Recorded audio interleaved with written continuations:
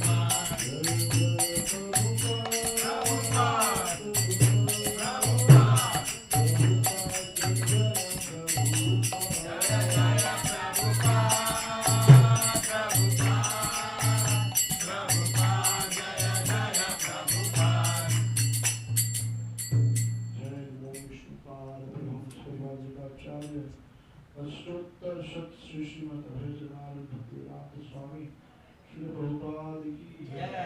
जय नमो विष्णुपाद परमहंस परिवाराचार्य अष्टोत्तर शत श्री श्रीमद भक्ति सिद्धांत सतगुरु गोस्वामी महाराज श्री प्रभुपाद की जय। अनंत कोटि वैष्णव वृंद की जय। नाम आचार्य श्री हरिदास ठाकुर की जय।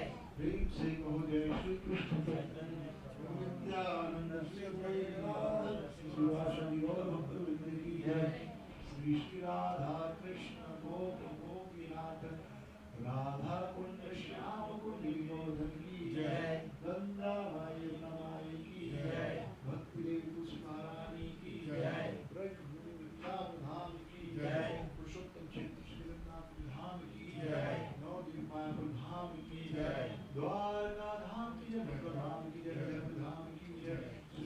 राधा रास बिहारी भगवान की जय, श्री राम की जय, श्री राम भगवान की जय, श्री गोविंदाई की जय, जय गौर प्रेमानंदे। All glories to Saint Hare Krishna, glories to Saint Hare Krishna, all glories to Saint Hare Krishna, all glories to Shri Shri Guru Gauranga, all glories to Srila Prabhupada. Namo Vishnu Padaya Krishna Krishnaya Bhutale, Srimate Bhaktivedanta Swami Nami, Namaste Saraswate Gaurani Prayani, Nirvishesha Shunyavadi Vashyate Krishna, Guru Krishna Gopal ki jai. Bhagavad Gita प्रभु जी आपके मराठी चलेगा या English? क्या English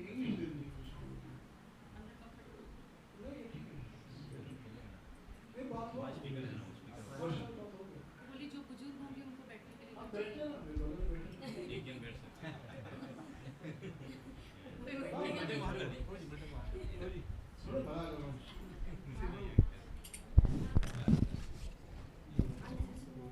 ओम नमो भगवते वासुदेवाय, भगवते वासुदेवाय, ओम नमो भगवते वासुदेवाय, ओम नमो भगवते वासुदेवाय, ओम नमो भगवते वासुदेवाय, ओम नमो भगवते वासुदेवाय। ज्ञानानतिमिरान्धस्य ज्ञानाञ्जनशलाकया चक्षुरुद्घृतं येन तस्मै श्रीगुरवे नमः। मुखं करोति वाचालं पङ्गुं लङ्घयते गिरिं यत्कृपातमहं वन्दे श्रीगुरुदीनकारिणं। नमो विष्णुपादाय कृष्णपृष्ठाय भूतले श्रीमते भक्तिवेदान्त स्वामिने नामिने।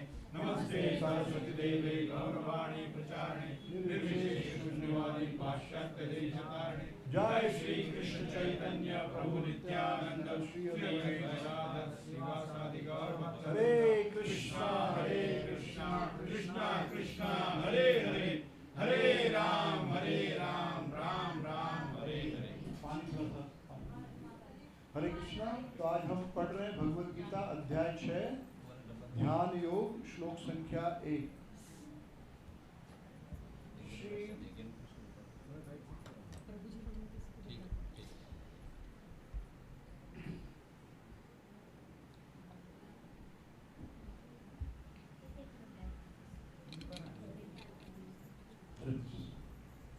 श्लोक संख्या 1 से ध्यान योग अध्याय 6।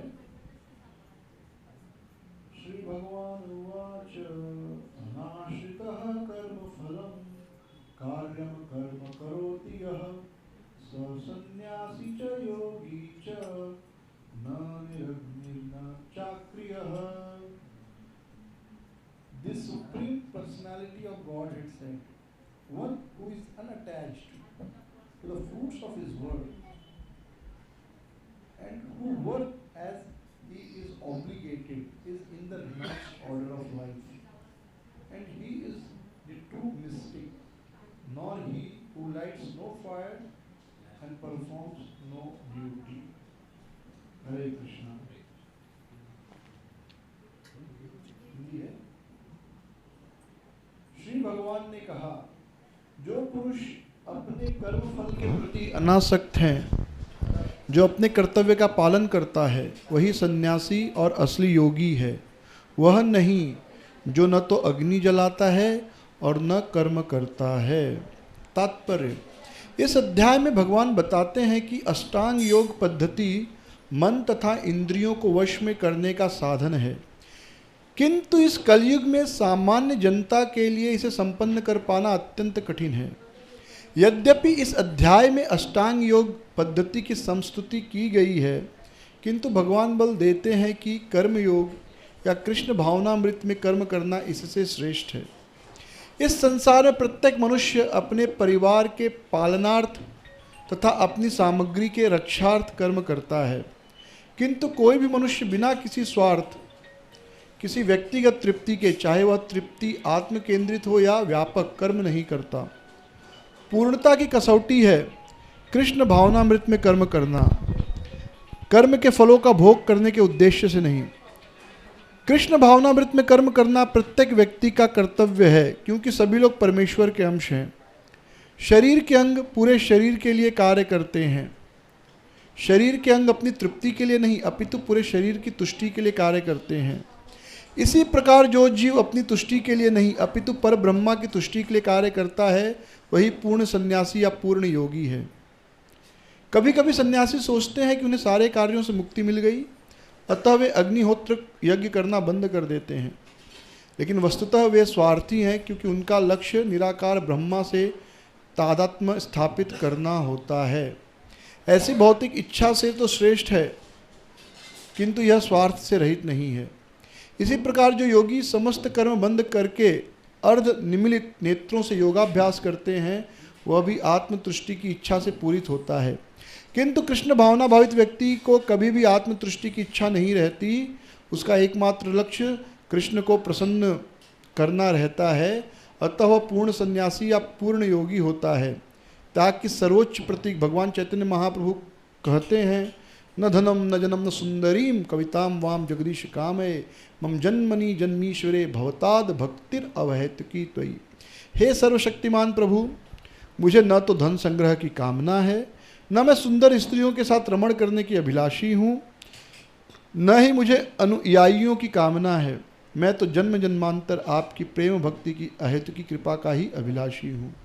नमो मज्ञानातिमिरान्धस्य ज्ञानाञ्जनशलाकया चक्षुरुन्मिलितं येन तस्मै श्रीगुरुवे नमः।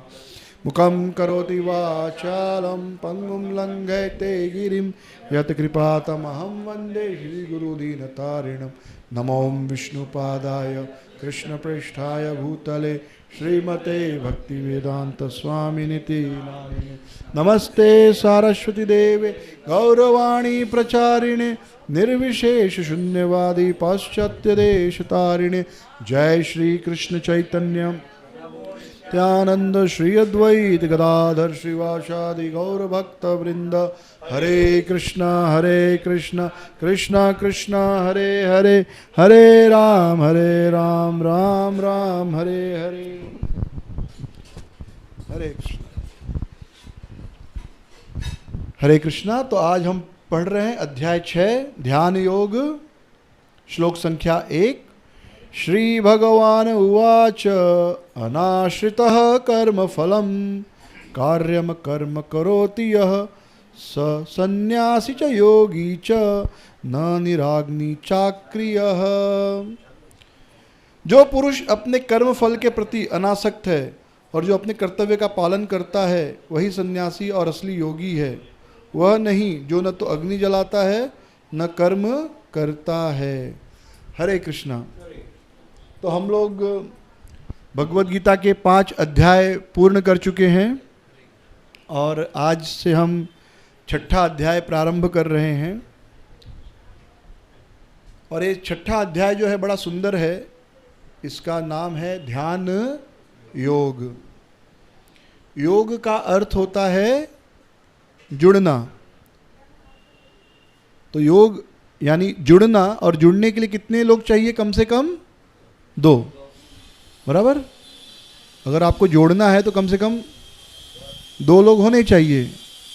अकेला कोई अपने आप से नहीं जुड़ सकता। 2 लोगों को जोड़ने को योग कहते हैं। तो जो योग है या ध्यान योग, उसमें जो उसका वास्तविक अर्थ है वह है कि जीव यानी हम, जीवात्मा परमात्मा यानी परम भगवान से जुड़ता है। और कैसे जुड़ता है? ध्यान के द्वारा। तो इस संसार में हम सब बहुतों से जुड़ते हैं। कैसे? ध्यान के द्वारा जुड़ते हैं। सत्य है कि नहीं? आप किसी को फ़ोन कब करते हैं? जब ध्यान में आता है। वो एकाएक मन में आता है कि अरे बहुत दिन हो गया, और आपको उस व्यक्ति की याद आती है और फिर आप उसे क्या करते हैं? फ़ोन करते हैं। यानी ध्यान आया उसका तो आपने कॉल किया, उससे आप जुड़ गए। तो आज जो जुड़ने की विधि है योग, वह क्या है? टेलीफोन। तो आपको ध्यान आया, आपने फ़ोन उठाया और योग हो गया, तो उसको टेलीफोन योग कह सकते हैं। बराबर ना। ध्यान योग मतलब अभी टेलीफोन ही हो गया, हम टेलीफोन से जुड़ जाते हैं सामने वाले व्यक्ति से, लेकिन कब जुड़ते हैं? जब उसका ध्यान हमको आता है। और ये ध्यान जो है ये बड़ी सुंदर वस्तु है, और यह ऐसी वस्तु है जो हमें आनंद भी प्रदान करती है और दुख भी प्रदान करती है, दोनों प्रदान करती है। और यह ध्यान आपको सुख प्रदान करेगा कि दुख प्रदान करेगा, यह इस पर निर्भर है कि आप किस चीज का ध्यान करते हैं। सत्य वचन है ये। हम जिस चीज का ध्यान करते हैं उस आधार पर या तो हम मन में सुखी हो जाते हैं या दुखी हो जाते हैं। जैसे कोई पुरानी घटना स्कूल की, कॉलेज की या बचपन की याद आ गई जिसमें आप बहुत आनंद किए, स्कूल की कोई पिकनिक याद आ गई, तो क्या होता है, तुरंत उस चीज़ का ध्यान आते ही आप मन में बड़े प्रसन्न हो जाते हैं, सुखी हो जाते हैं, या चेहरे पर एक मुस्कुराहट आ जाती है। तो हुआ कुछ नहीं, आप बैठे हैं एक जगह पे, लेकिन क्योंकि आपके मन में आपने किसी चीज़ का ध्यान किया जो बहुत समय पहले हुआ था,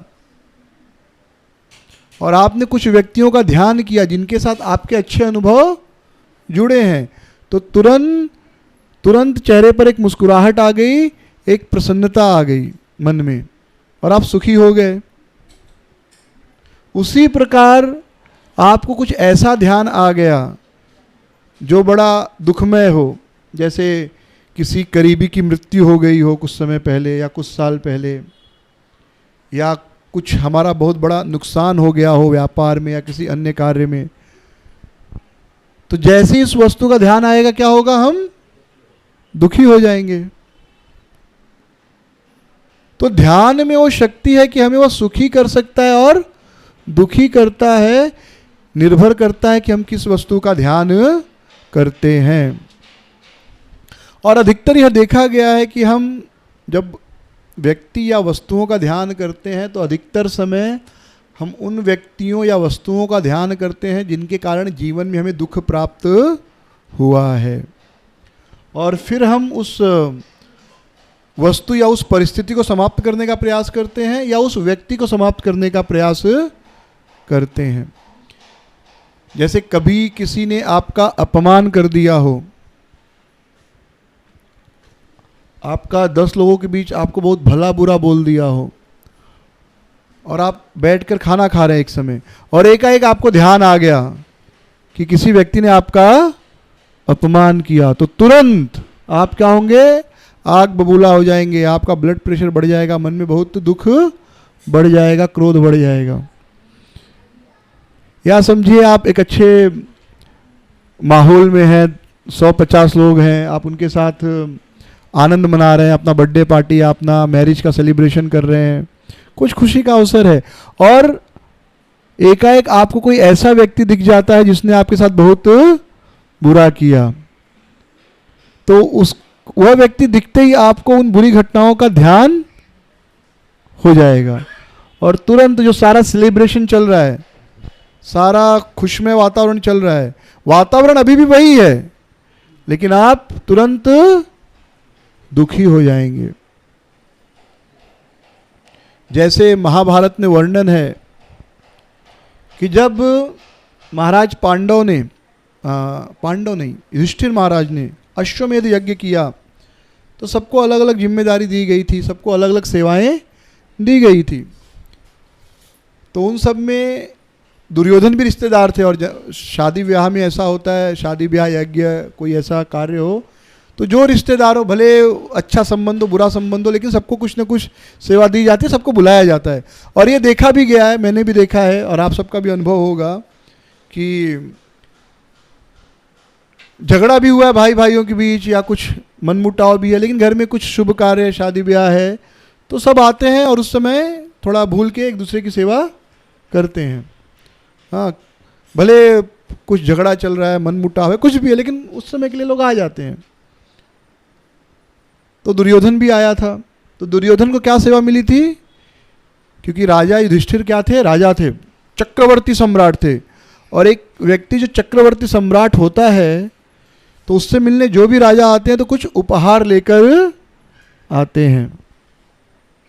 ये एक सामान्य सा नियम है। राजा से, अब राजा धनी व्यक्ति है बराबर, उससे ज़रूरत नहीं, लेकिन फिर भी उसके लिए लोग श्रेष्ठ तरह का उपहार लेकर आते हैं।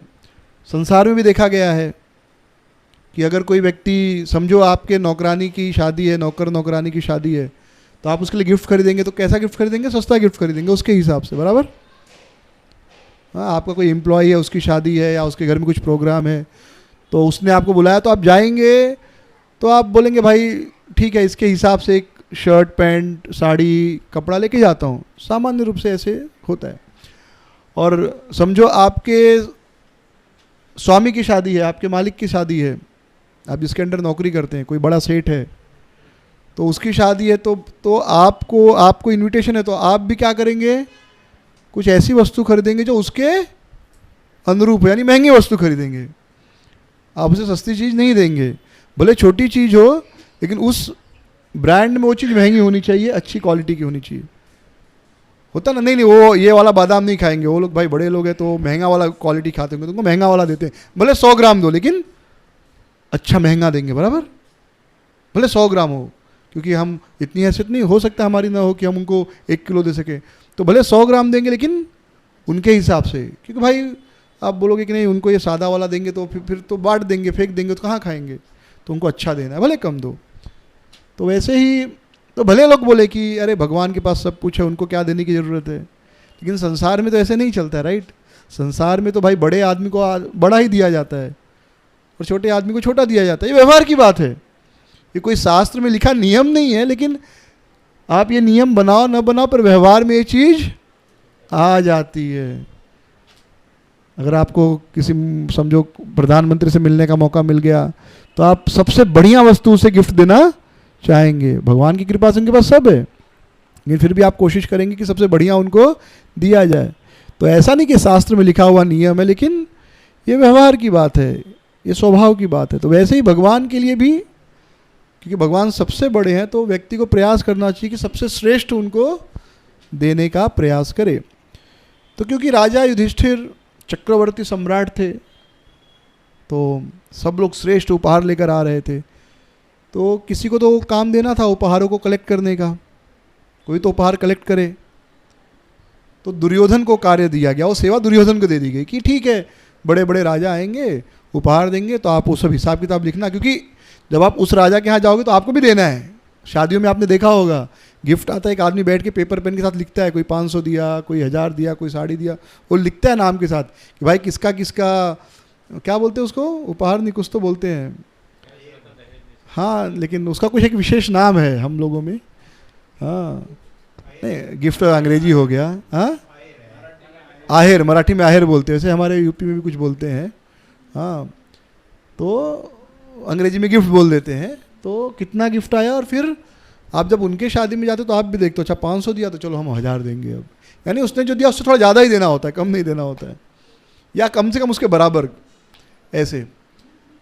तो दुर्योधन को सेवा मिली। अब दुर्योधन, इतने राजा आए थे, चक्रवर्ती सम्राट थे महाराज युधिष्ठिर, तो पूरे विश्व से राजा आए थे। हाँ, यहाँ तक कि समुद्र लोक के भी राजा आए थे, जिनका राज्य समुद्र के किनारे था, जिनका जंगलों में था, ऐसे ऐसे राजा भी आए थे। तो सब लोग अपने यहाँ की सबसे श्रेष्ठ वस्तुएं लेकर आए थे। जो रेगिस्तान के राजा थे, तो रेगिस्तान में जो सबसे श्रेष्ठ प्रकार का सोना एकदम बारीक बालू जैसा मिलता था, वो लेकर आए थे। जो समुद्रों के किनारे थे, वो समुद्र में जो सबसे सुंदर हीरे मोती मिलते, वो लेकर आए थे। जो जंगलों में रहते थे, तो हिरण की खाल जो होती सबसे श्रेष्ठ, सबसे बढ़िया हिरण की खाल, वो लेकर आए थे। तो ऐसे सारे राजा जो भी उनके यहाँ का सबसे श्रेष्ठ था लेकर आते थे। तो होता है ना आपके यहाँ जो सबसे रेयर समझते हैं, दुर्लभ वस्तु, जो सबसे दुर्लभ वस्तु, यानी जो बहुत कम मिलती है। जनरली जो चीज़ बहुत कम मिलती है उसकी वैल्यू बहुत ज़्यादा होती है। एक बार एक ब्राह्मण विभीषण जी रोज श्री रंगनाथ जी का दर्शन करने आते थे, राइट।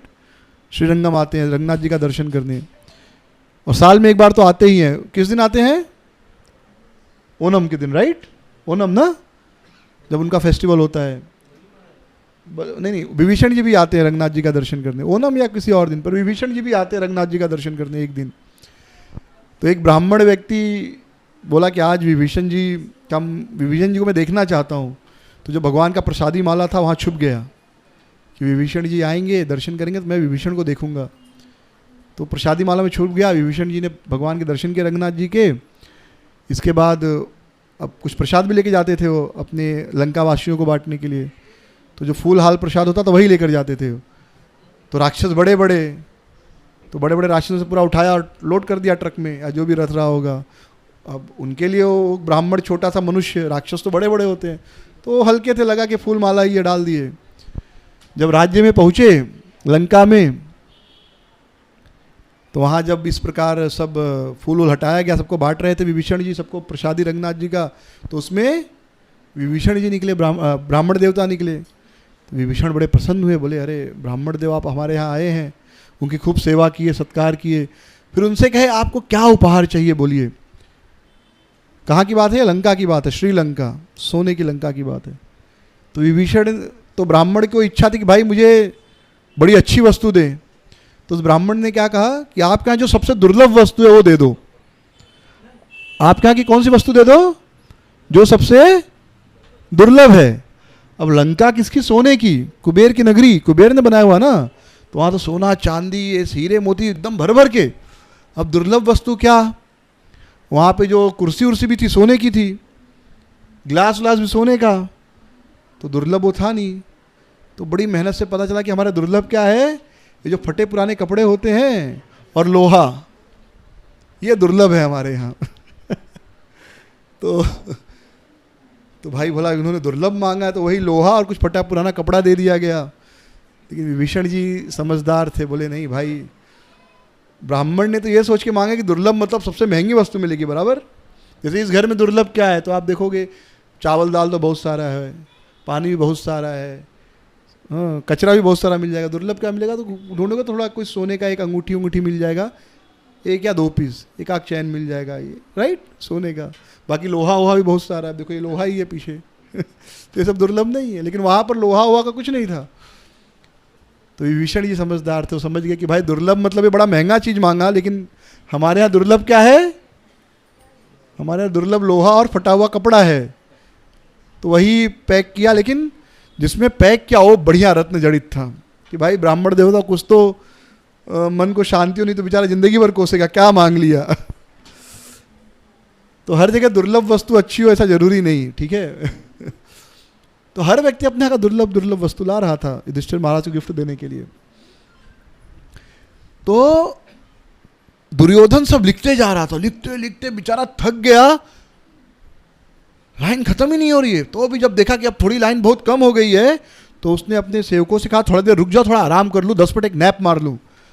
तो 10 मिनट का नैप मारे तो क्या देखते हैं, वापस लाइन जितनी लंबी थी उसकी डबल हो गई थी। तो इतना लोग गिफ्ट लेकर आ रहे थे, और सब बढ़िया क्वालिटी के कंबल हो गए, हिरण की खाल हो गई, हाथी के दांत हो गए, सोना चांदी मणिक। पहले का ज़माना नहीं था सब गूगल पे ही करें, 500 रुपया, 1000 रुपया, 10,000 रुपया। पहले वस्तुओं की कीमत होती थी, हाँ, कोई हीरे मणि सोना चांदी सब। तो सब जब यज्ञ पूरा हो गया, सब कुछ हो गया, दुर्योधन घर पे आया अपने, तो बार बार उसे ध्यान आता था। क्या आता था? ध्यान, कि युधिष्ठिर महाराज को कितना गिफ्ट मिला, कितना उपहार मिला, बड़े बड़े गोडाउन भर गए। मैं 10 मिनट के लिए सोया क्या, लाइन पहले जितनी लंबी थी उसकी 3-4 गुना लंबी हो गई। तो फिर वह बुलाने की कोशिश करता था कि नहीं मेरे पास तो बहुत कुछ है, लेकिन फिर उसको जब ध्यान आता था कि नहीं युधिष्ठिर महाराज के पास तो मुझसे ज़्यादा है, तब उसे लगता था कि मैं तो भिखारी हूँ अपना ऐश्वर्य देख के। जबकि हस्तिनापुर भी बहुत बड़ा राज्य था और बहुत धनी राज्य था। लेकिन जैसे ही उसे कहाँ का ध्यान आता था, इंद्रप्रस्थ का और युधिष्ठिर महाराज का, कि कितना गिफ्ट मिला उनको राजसू यज्ञ में, वह ध्यान उसे दुखी बना देता था, इतना दुखी बना देता था कि उसके मन में लगता था कि मैं तो बड़ा गरीब व्यक्ति हूँ और मुझे तो जीना ही नहीं चाहिए, मुझे तो आत्महत्या कर लेनी चाहिए, क्या है मेरे पास। ये महाभारत की कथा है, महाभारत में ये वाक्य लिखा हुआ है कि दुर्योधन को आत्महत्या करने की इच्छा हो जाती थी। क्यों? क्योंकि वह ध्यान करता था। किस चीज़ का ध्यान करता था? कि युधिष्ठिर महाराज को यज्ञ में कितना गिफ्ट मिला। वो अपना ध्यान नहीं करता था कि मेरे पास कितना है, वो ध्यान करता था युधिष्ठिर महाराज को कितना मिला। और यही ध्यान हमें क्या करता है? दुखी करता है। और संसार में लोग इसीलिए दुखी हैं क्योंकि बार बार वो उन वस्तुओं का ध्यान करते जो उनके पास नहीं है, उसका ध्यान नहीं करते जो उनके पास है। अगर हर व्यक्ति उस चीज़ का ध्यान करे जो उसके पास है, वो बड़ा सुखी हो जाएगा। तो इसलिए ध्यान योग बड़ा महत्वपूर्ण अध्याय है, बड़ा महत्वपूर्ण ये अध्याय है। भगवान अर्जुन को शिक्षा दे रहे हैं कि किसका ध्यान करना चाहिए और कैसे ध्यान करना चाहिए। कैसे ध्यान करना चाहिए यह तो महत्वपूर्ण है, पर किसका ध्यान करना चाहिए यह भी महत्वपूर्ण है।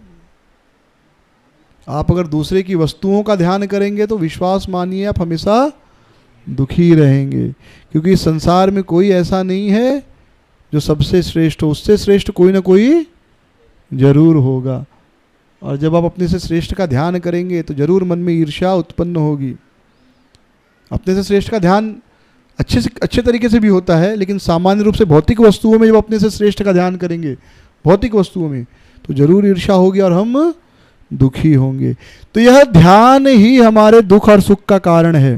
अब आप कहोगे नहीं, आप तो बहुत बार बोले हो मन हमारे सुख दुख का कारण है, बराबर। तो ध्यान करता कौन है? मन करता है। तो जो लोग नास्तिक हैं, भगवत गीता नहीं मानते, तुरंत बोलेंगे देखो देखो, पहले एक लेक्चर में क्या बोले थे? मन हमारे सुख दुख का कारण है। आज क्या बोल रहे हैं? ध्यान हमारे सुख दुख का कारण है। लेकिन ध्यान करता कौन है? ध्यान करता मन है, मन ही ध्यान करता है ना। और इस संसार में हर व्यक्ति क्या होना चाहता है? सुखी होना चाहता है। और विश्वास मानिए, सुख आपके पास क्या है क्या नहीं है उसमें नहीं है, आप किसका ध्यान करते हैं, किन वस्तुओं का ध्यान करते हैं, किन व्यक्तियों का ध्यान करते हैं, उसमें है। तो अगर आप ध्यान करने की विधि को परफेक्ट बना लें तो आप सुखी हो जाएंगे। और भगवद गीता का उद्देश्य क्या है? आपको सुखी करना। ध्यान हम सब करते हैं सुबह से लेकर रात तक, और यही ध्यान करते करते हम सबको हार्ट की बीमारी हो जाती है, शुगर की बीमारी हो जाती है, ब्लड प्रेशर की बीमारी हो जाती है, क्योंकि हमारे ध्यान करने की वस्तु गलत है। क्योंकि हम गलत वस्तुओं का ध्यान करते हैं, गलत व्यक्तियों का ध्यान करते हैं, इसलिए हमारा ब्लड प्रेशर बढ़ जाता है, इसलिए हमारा कोलेस्ट्रॉल बढ़ जाता है, इसलिए हमारी किडनी खराब होने लगती है धीरे धीरे, इसलिए हमारा हार्ट खराब हो जाता है। इसलिए डॉक्टर जब भी ये कोई बीमारी होती है, डॉक्टर क्या कहता है? चिंता करना बंद करो। चिंता मतलब क्या? चिंतन ना। चिंता का एक्चुअल मतलब क्या होता है? आप किसी चीज का चिंतन कर रहे हो, चिंतन का मतलब होता है ध्यान कर रहे हो। तो आप कहोगे ठीक है, चिंता करना छोड़ देंगे, चिंता करना छोड़ देंगे मतलब चिंतन करना छोड़ देंगे, चिंतन करना छोड़ देंगे मतलब ध्यान करना छोड़ देंगे। लेकिन ध्यान करना हम छोड़ सकते हैं क्या? नहीं, मन तो किसी न किसी के बारे में सोचेगा ही। तो अब क्योंकि डॉक्टर को ये पता नहीं कि किसके बारे में सोचने को बोलूं तो इनको अच्छा लगे, इसलिए कभी वो आपको प्रॉपर इलाज नहीं दे सकते, केवल आपको दवाइयाँ दे सकते हैं। और उन दवाइयों के बिल का ध्यान कर करके आपका बीमारी और बढ़ता है, कम नहीं होता है। बराबर है? डॉक्टर का बिल देखते रहेंगे, उन दवाइयों का बिल देखते रहेंगे तो उनका ध्यान करेंगे और चिंता बढ़ जाएगी। तो ये जो ध्यान है हमेशा ऐसे व्यक्ति का करना चाहिए जिसका चिंतन करने से मन को शांति प्राप्त हो, मन को शक्ति प्राप्त हो, हमें सबल मतलब क्या कहते हैं सपोर्ट प्राप्त हो। अब इस संसार में आप देख लीजिए कोई भी व्यक्ति या वस्तु जिसका ध्यान करने से आपके मन को शांति, सुख, सपोर्ट प्राप्त होता है। उदाहरण के लिए आप चलिए अपने पति का ध्यान करने लगिए, तो ध्यान करते करते आपको आएगा, अरे उन्होंने एक बार मुझसे ऐसे झगड़ा किया था, राइट। तो झगड़ा है, अगर समझो आपको कोई काम धंधा नहीं है, वो कहते हैं ना खाली दिमाग शैतान का घर, तो आप पूरा ध्यान करने लगेंगे क्या क्या किया उन्होंने, भले वो चीज गलत नहीं हो, लेकिन अब क्योंकि मन क्या कर रहा है, उसका ध्यान कर रहा है, तो कहते हैं बाल की खाल निकालना। अरे उस दिन फोन पे हंस हंस के बात कर रहे थे, किससे बात कर रहे थे? उस दिन सो रहे थे और मुस्कुरा रहे थे। सब किसका सपना, मतलब मन आपका फिर वो ध्यान कराएगा और आप चिंता में पड़ जाओगे, शक करने लगोगे। या आपको ध्यान आएगा, अरे तो मेरे जो पति हैं उनके बाल सफ़ेद हो रहे हैं, या उनको हार्ट का बीमारी आ गया है, कुछ हो गया तो मेरा क्या होगा। तो इस प्रकार ध्यान करेंगे जब अपने पति का, तो आपका चिंता बढ़ेगा। उसी प्रकार आप अपने पत्नी का ध्यान करेंगे तो भी चिंता बढ़ेगी। बच्चों का ध्यान करेंगे, अरे क्या होगा इसका, पति पत्नी ज़्यादा माँ बाप बच्चों का ध्यान करते, राइट। तो आप विश्वास मानिए, बच्चों का ध्यान, बच्चा भले अच्छा हो खराब हो, लेकिन उसका ध्यान करके चिंता ही बढ़ती है। कल बड़ा होगा, नौकरी मिलेगी कि नहीं मिलेगी। पढ़ने में तो अच्छा है, पर आजकल पढ़ के भी तो नौकरी नहीं मिल रही है। पढ़ने के बाद अमेरिका चला गया तो वापस नहीं आया, तो हमारा कौन बुढ़ापे में ध्यान रखेगा। ये ध्यान रखना और वो ध्यान रखना अलग है, ठीक है। एक्चुअली ये ध्यान वो ध्यान एक ही है। बुढ़ापे में ध्यान रखना मतलब जो जिसका आप ध्यान रखोगे उसका सेवा करोगे, राइट। ध्यान रखो मतलब हम बोलते हैं ध्यान रखो इसका, तो आप ध्यान रख रहे हो मतलब फिर उसकी सेवा कर रहे हो। हाँ, तो आजकल हम एक बड़ा अच्छा पोस्ट आज ही पढ़ रहा था कि बच्चों को हम ऑफिस जाते हैं या दिन भर दिन भर पैसा कमाने का सोचते हैं, तो बच्चों का पालन पोषण ठीक से नहीं कर पाते, या दिन भर टीवी में बिजी रहते हैं या व्हाट्सएप में बिजी रहते हैं, राइट। एक बच्चा भगवान के सामने प्रार्थना कर रहा था, हे भगवान मेरी माँ का फ़ोन ख़राब हो जाए और व्हाट्सएप से फ्री हो जाए, तो कम से कम मेरे ऊपर ध्यान दे, राइट।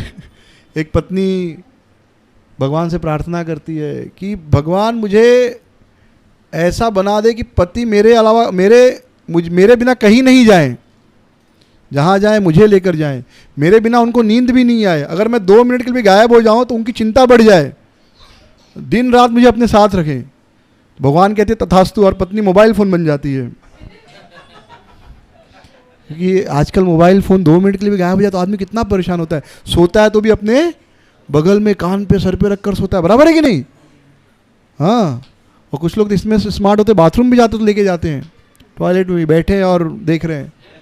मतलब है, ये कल्चर है, ये मत सोचिए। बहुत से लोग किताब पढ़ते हैं, मैंने सुना, मेरे को तो विश्वास नहीं होता, लेकिन ऐसे लोगों से भी मिला हूँ, टॉयलेट में बैठे और किताब पढ़ रहे हैं, मतलब हाइट है। तो अब किसी की भी चिंता करेंगे, किसी का भी ध्यान करेंगे तो चिंता ही उत्पन्न होती है।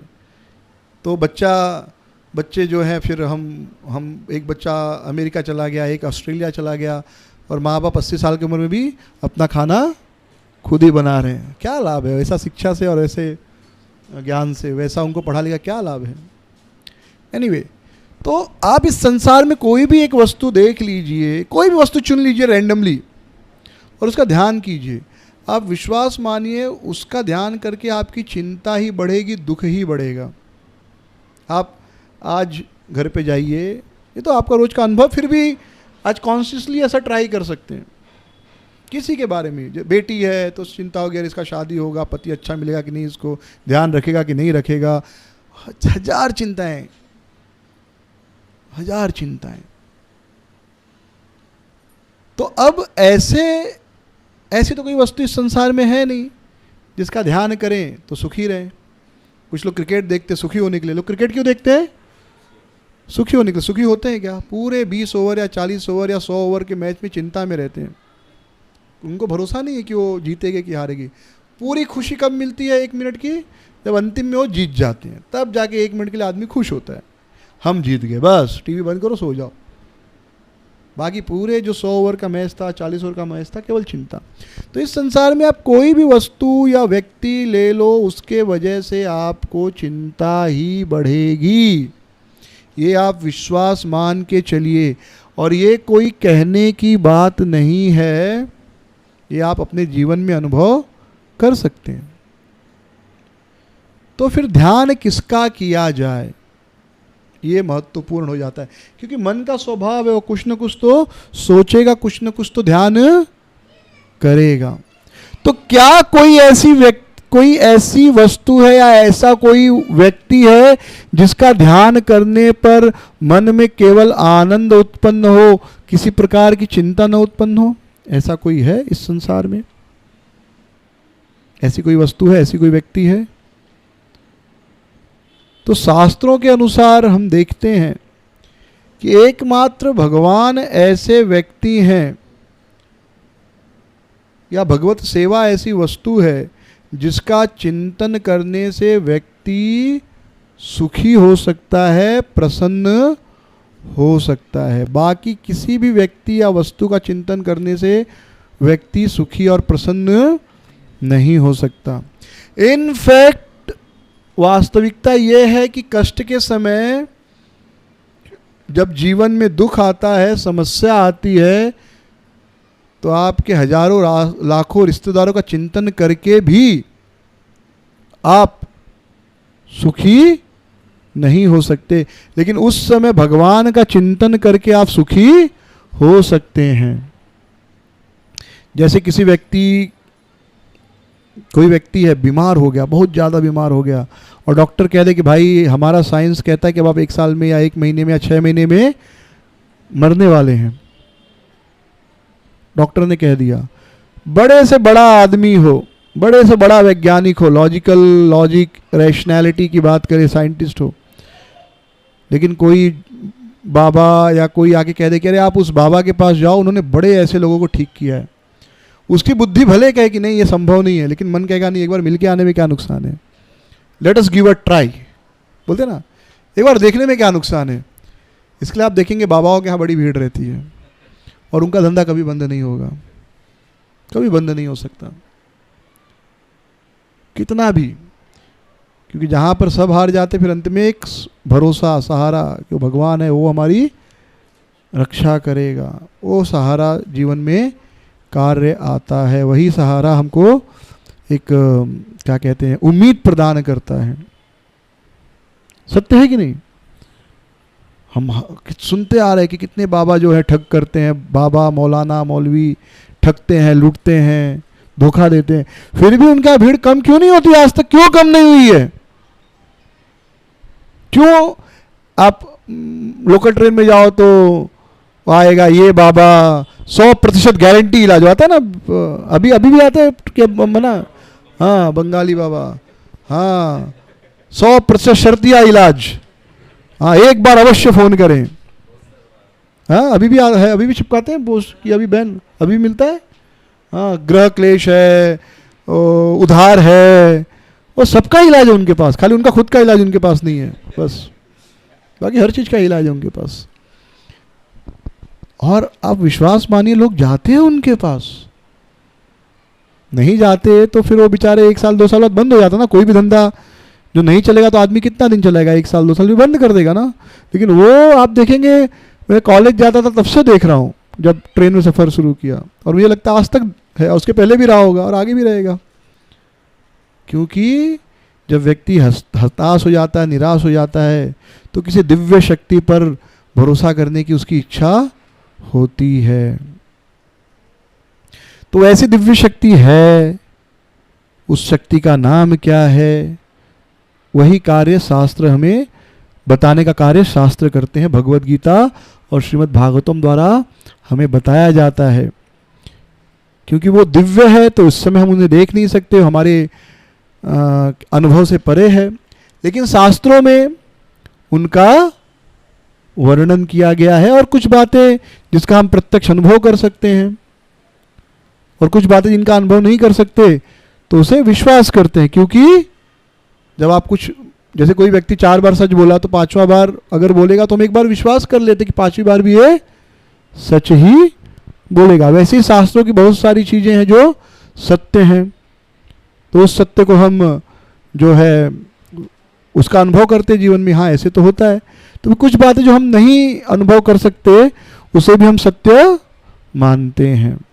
तो भगवत गीता में इस अध्याय में भगवान ध्यान योग के बारे में बताते कि किस प्रकार जो परम शक्ति है उसका हमें चिंतन करना चाहिए, उसका ध्यान करना चाहिए, और उस ध्यान से हमें उससे जुड़ना चाहिए।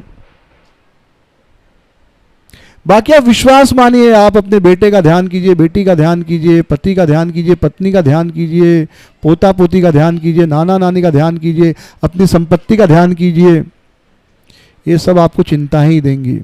समझो आपको पता है कि आपके बैंक में 500 करोड़ हैं, खुशी की बात है राइट, और उसका आप सतत चिंतन करो, करते रहो, फिर ख्याल आएगा यार मरने के बाद छोड़ना पड़ेगा, बराबर, और छोड़ना पड़ेगा कि नहीं छोड़ना पड़ेगा, सच बात है छोड़ना पड़ेगा आपको, 500 करोड़ छोड़ के जाना पड़ेगा, तुरंत धक्का लगेगा, इतना छोड़ के जाना पड़ेगा, कितना डरावना है ये विश्वास, नहीं ये ख्याल कितना डरावना है कि इतना जो घर बनाया, 5 फ्लैट है, 10 बंगले हैं, 5,000 करोड़ की प्रॉपर्टी है, गाड़ियां हैं, सब छोड़ के जाना पड़ेगा, लेकिन छोड़ना पड़ेगा। और ये सोचते ही कितना बड़ा दिल का धक धक बढ़ जाता है। तो आप ये संसार इस तरह डिजाइंड है कि आप इस संसार की किसी भी वस्तु व्यक्ति का चिंतन कीजिए, वो दुख होगा, पत्नी का ध्यान करेंगे दुख होगा, एक दिन छोड़ के चली जाएगी, मतलब मृत्यु हो जाएगी तो चली जाएगी, फिर अकेले कैसे रहूंगा मैं, इतना प्रेम करता हूँ इससे, इतना सुख दुख की साथी है, संगिनी है, छोड़ के तो एक दिन जाने ही वाले, या तो पति या पत्नी कोई तो एक दिन पहले छोड़ के जाएगा ना। ये तो कोई ऐसा नहीं कि कोई रॉकेट साइंस है, तो आज तक देखते आ रहे हैं और आगे भी कुछ ऐसा ही होने वाला, कुछ बदलने वाला है नहीं, ऐसा कुछ तो हुआ नहीं अभी तक, कितने सालों से ऐसे ही चल रहा है, तो आगे भी ऐसे ही चलते रहेगा मेरे ख्याल से, बदलने वाला नहीं है।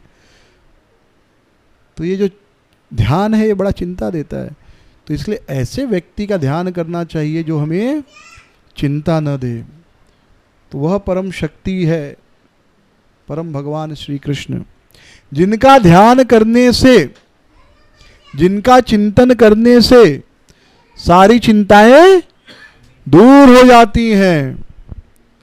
कृष्ण का चिंतन करने से सारी चिंताएं दूर हो जाती हैं। पूरे मानव इतिहास में जितने भी नोन और अननोन लोग हैं, नोन यानी जो पैदा हुए और अननोन नहीं बोल सकते, पर जो किताबों के मतलब किताबों में लिखे हैं,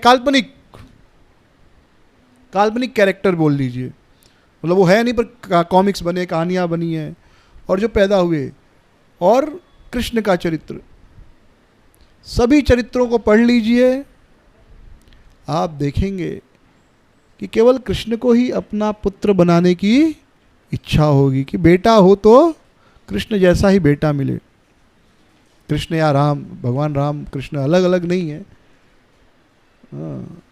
बाकी बेटे आपको सुख नहीं दे सकते, वो खाली जन्म होता है तब सुख दे, तब लगता है हाँ बेटा हो गया, तो आपको तो सुख होता है, वो बेटा तो रोता है, पता नहीं क्यों रोता है। तो केवल कृष्ण का चरित्र पढ़कर इच्छा होती है कि, या राम का चरित्र, उनकी बाल लीलाएं, कि काश हमारा भी बेटा राम या कृष्ण जैसा हो। राम जी का चरित्र पढ़कर, कृष्ण का चरित्र पढ़कर इच्छा होती है ऐसा मित्र हो, ऐसा सखा हो, ऐसा प्रियतम हो। तो आप जितने कैरेक्टर उठा लीजिए, काल्पनिक भी और वास्तविक भी, हाँ, जिनको जो भी बताएगा कि बड़े महान लोग हैं, चाहे गांधी हो, नेहरू हो, जिनको महान कहा जाता है, सबका अपना अपना पैमाना है, पर भारत में कहते महान है, या अमेरिका के राष्ट्रपति कैनेडी थे, या जो भी, उनका पूरा जीवन चरित्र पढ़ लीजिए, जीवन में किसी एक क्षण लगेगा कि हाँ ये आदमी महान था, ग्रेट था, लेकिन ये इच्छा नहीं होगी ये पति बने मेरा, क्योंकि हो सकता है कोई आदमी बहुत अच्छा नेता हो पर अच्छा पति ना हो, अच्छा बेटा ना रहा हो। जैसे मोदी जी बहुत अच्छे नेता हैं,